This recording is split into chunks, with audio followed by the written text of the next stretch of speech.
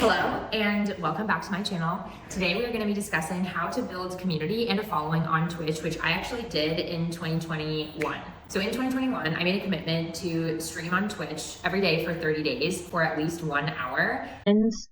But do you think that should I be like streaming games or lessons? Because earlier I was doing lessons, but I wasn't streaming it.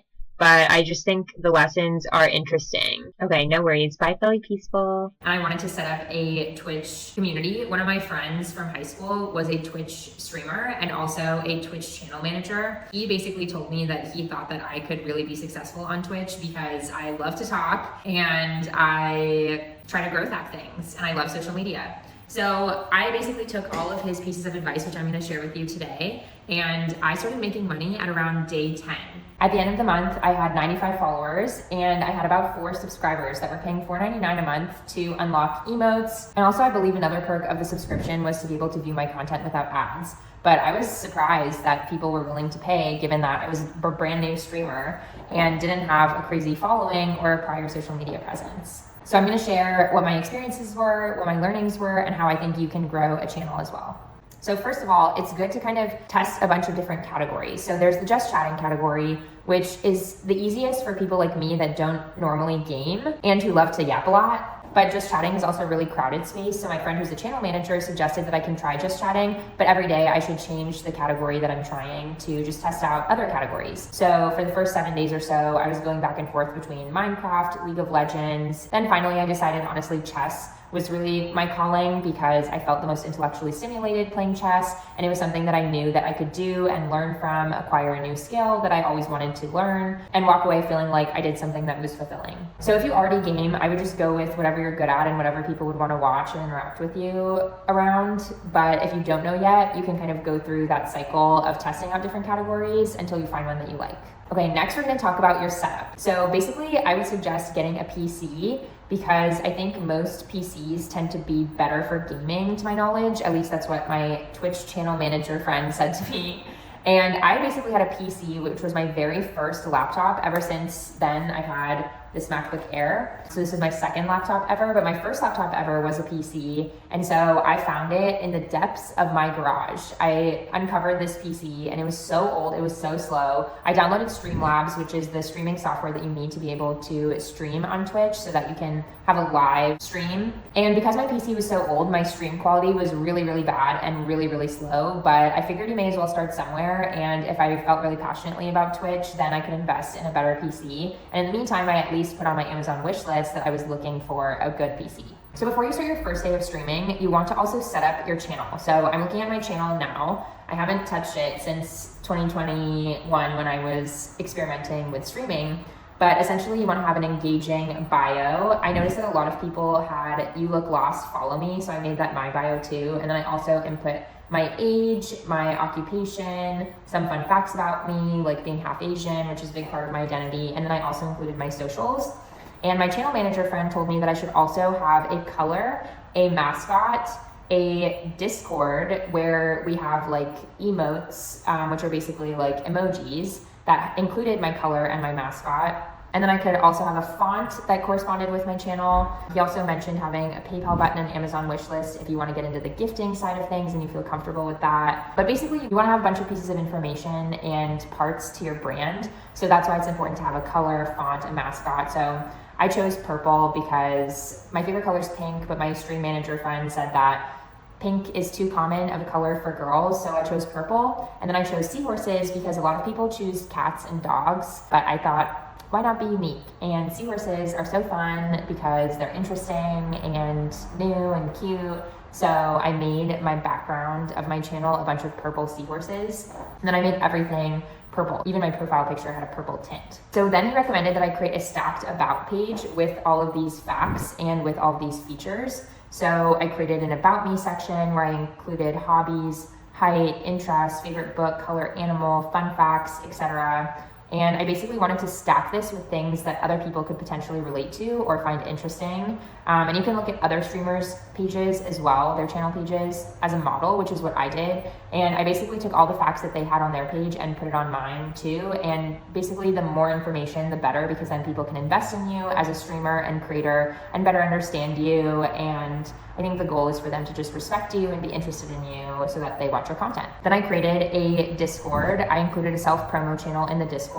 So you can drop where you're from, and I wanted people to feel comfortable being in my community so that they could speak to each other, meet other people that might have similar interests. But also I really liked having people join my voice channel while I was playing so that I had someone to interact with, because otherwise streaming is just talking to yourself forever. It's fun to have people to interact with. So I invited people to join, promote their own channel, join my streams, etc. Then you also want to make sure to have a CTA for them to subscribe, because of course that's the goal. For me, you got private lounge Discord access, priority in stream events, no commercials or ads, and also emotes, which are emojis. I included my wish list, which was basically just a better streaming setup since my PC was so old and bad.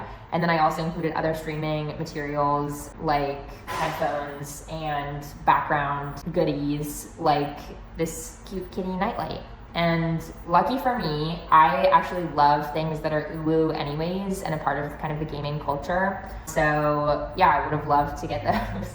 I also included a grid of my Instagram per my channel manager friend's recommendation so that people could get to know me and see more images of my life. And my YouTube, of course, I included that because fun fact about me is that I've been actually posting on this channel since this Twitch era. I was basically trying all different types of social media platforms and seeing how I could gamify it. Then I included my Spotify, a podcast that I was doing at the time called Statement Piece, which I have another vlog about how we set that up. And then I did shoutouts. I had a shoutout section so that my subscribers could feel special. And I would put my subscribers' names in these shoutouts. And then I linked my TikTok. And there's so many more things that you can potentially link, and you can eventually get into having sizzle reels basically of your channel and trailers of your channel, etc., so that people can get to know your stream further. But I think these are good basics that you can set up without any prior experience so that people can start to invest in you as a streamer. So that's kind of the stack that you need. You can also get little interior design elements if you want to spruce up your environment and make the stream more engaging.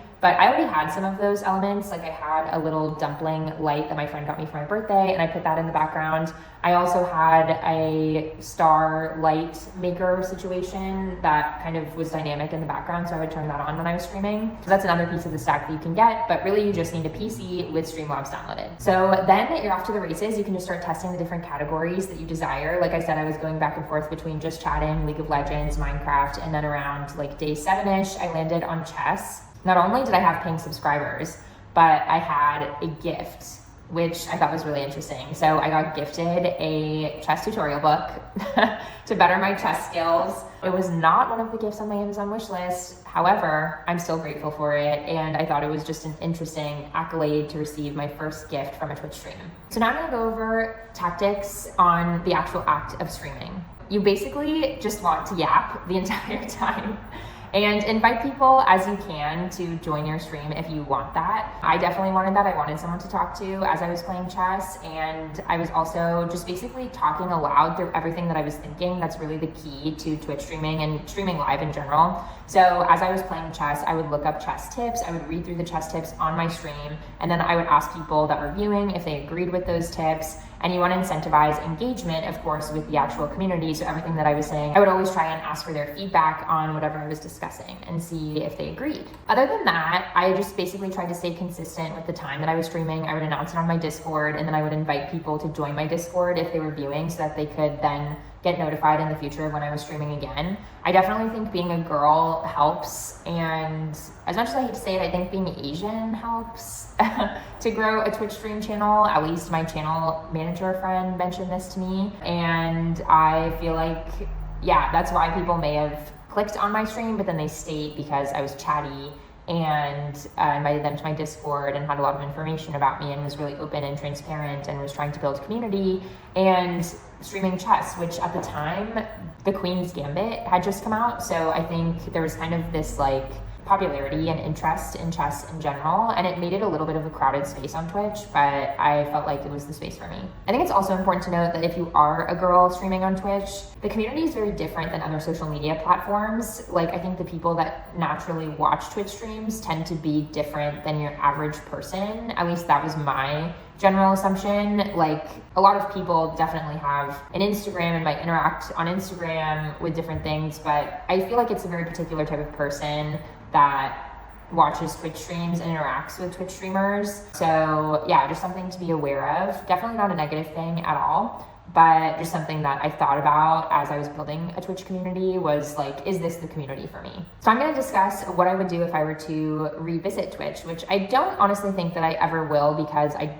ultimately arrived at the conclusion that the community wasn't for me, but I thought it was interesting, and if I ever do game in general, I think that I would revisit it, I guess. Although I'm not typically a gamer. I know some designers too, or people in tech that Twitch streamed, for instance, like a design that they were doing, and I think that's a really interesting side of Twitch too. So if you're into live streaming in general, I think that's something that you could do, but I kind of like more static content that you can revisit, such as YouTube. And that's why I do this rather than revisiting Twitch streaming. But if I were to revisit it, I made a list of things that I would do next time. So first of all, I'd upgrade the quality of the stream. I probably wouldn't invest in a PC unless I really felt committed to the act of Twitch streaming, but I would definitely get a better PC and a higher quality camera. And I would also probably try to include more polls and Q&As as I was streaming, but also online in general. Now TikTok is a big thing, so I would probably repurpose more of my clips to be able to post on TikTok and other platforms. I would probably more closely study high-performing Twitch streamers and see what they were doing so that I would be able to replicate that and in general create a more engaging stream. I'd probably try to stream with more consistent, good lighting. I think I definitely didn't do that, and in general, my bar for good quality content is lower than I think it should be. I would also try to stay consistent with the stream time. I tried to stay consistent with it. If I was doing something else, I wouldn't prioritize Twitch streaming because it was just an experiment for me. But I think streaming at a consistent time and letting people know that you always stream at that time is probably a good way to re-engage viewers. So yeah, that's how I built a Twitch community. Quick fun fact about me, I was named Catscape on Twitch. In case you want to see the channel, I'll always keep it up because I think it's kind of a fun memory to look back on. I named myself Catscape because I used to play RuneScape a lot when I was little. And yeah, that was a very interesting experiment and time in my life. And I hope that this was helpful if you are looking to build out a Twitch community. Okay, thanks for watching.